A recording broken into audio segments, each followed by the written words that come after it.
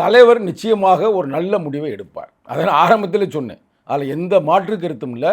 உயர்நிலைக்குழு நாளை கூடலாம். இது வரைக்கும் இப்போ நம்ம பேசிக்கொண்டு இந்த தருணம் வரைக்கும் நாளை எத்தனை மணின்னு சொல்லலை.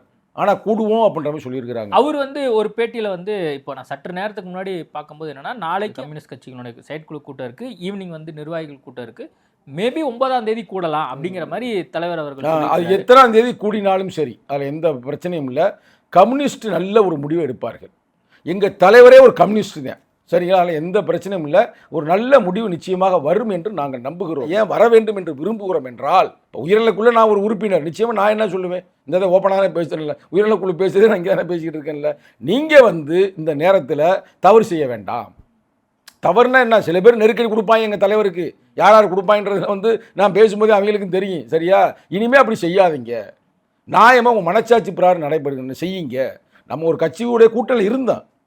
அந்த கூட்டணியில் இப்போ டபுள் டிஜிட் சொல்லி என் வாயை வலிச்சு போச்சு, தரலை. அடுத்து இந்த தொகுதிதான்னு கேட்டால் அதுவும் தரலை. இப்படி பல சிக்கல்களுக்கு பிறகு நம்ம வந்திருக்கிறோம். இருந்தாலும் கூட தமிழக முதல்வருக்கு நம்ம நன்றி செலுத்துகிறோம். பேசிட்டு வந்துட்டோம்னா நாளைக்கு ஜனநாயகம் பாதுகாக்கப்படணும்ல. The Chennai Silks in Mega Summer Sale.